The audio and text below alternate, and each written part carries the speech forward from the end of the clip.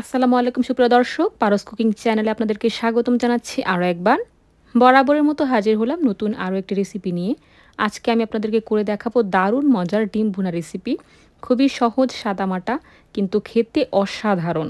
বাচ্চা থেকে বুড়ো সবাই ভীষণ পছন্দ করবে, আর বিশেষ করে যারা নতুন আছেন, প্রবাসী, ব্যাচেলর বা স্টুডেন্ট, তাদের জন্য আজকের এই রেসিপিটি। আশা করছি সবাই ভীষণ ভীষণ উপকৃত হবে। তো রেসিপিটি করার জন্য আমি একটা প্যান নিয়েছি, প্যানের মধ্যে দিয়ে দিলাম প্রায় 1/4 কাপের মতো সয়াবিন তেল। তেল খুব ভালো মতো গরম হয়ে গেলে এর মধ্যে আমি দিয়ে দিলাম অল্প একটু হলুদের গুঁড়া, আর দিয়ে দিলাম 6টির মতো সেদ্ধ ডিম। আমি খোসা ছাড়িয়ে ছুরি দিয়ে একটু একটু করে চিড়ে নিয়েছি, যাতে করে তেলটা ছিটকে গায়ে না আসে। তো যাই হোক, আমি হালকা ব্রাউন করে এভাবে ভেজে নিব। খুব বেশি কড়া করে আবার ভাজা যাবে না, ভাজলে কিন্তু উপরের লেয়ারটা রাবারি হয়ে যাবে, খেতে ভালো লাগবে না। জাস্ট গোল্ডেন ব্রাউন করে ভেজে নিলে হয়ে যাবে। তো আমি ধীরে ধীরে ডিমগুলোকে তুলে নিলাম, আর একই তেলে, আমি কিন্তু এক্সট্রা তেল ইউজ করছি না, এই তেলেই আমি দিয়ে দিলাম প্রায় 3টির মতো মিডিয়াম সাইজের পেঁয়াজ কুচি। আমি এর মধ্যে দিয়ে দিচ্ছি প্রায় 1টি তেজপাতা। নেড়ে চেড়ে পেঁয়াজটাকে আমি ব্রাউন করে ভেজে নিব, সেই পর্যন্ত অপেক্ষা করছি। তো খেয়াল করে দেখুন, পেঁয়াজটা কিন্তু সফট হয়ে গেছে, হালকা ব্রাউন হয়ে গেছে।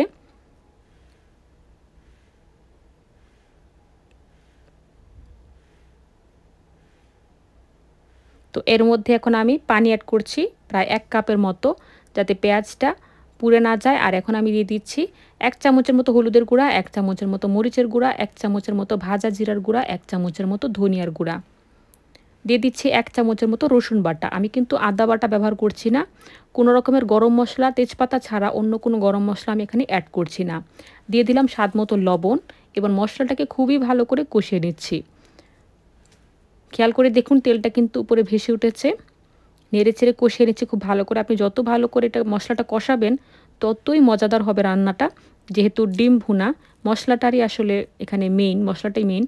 তো আমি মশলা খুব ভালো মতো কষানো হয়ে গেলে এর মধ্যে দিয়ে দিলাম ভেজে তুলে রাখা ডিমগুলো, আর দিয়ে দিলাম 3টির মতো চেরা কাঁচামরিচ। এবার খুব নেড়ে চেড়ে ভালো করে আমি ডিমটাকে ভুনে নিচ্ছি। খেয়াল করে দেখুন, তেলটা উপরে ভেসে উঠেছে।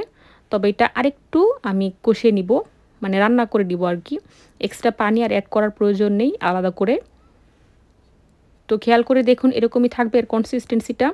এর চেয়ে বেশি আমি আর ড্রাই করব না, কারণ ঠান্ডা হয়ে যাওয়ার পর ড্রাই হয়ে যাবে। তো রান্নাটা হয়ে গেছে।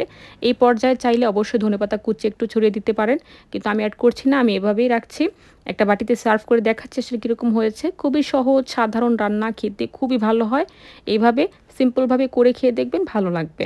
বেশি গাদা গাদা মশলা ব্যবহার করলেই যে রান্না ভালো হয়ে যায় তা কিন্তু না। আমি যেভাবে দেখিয়ে দিয়েছি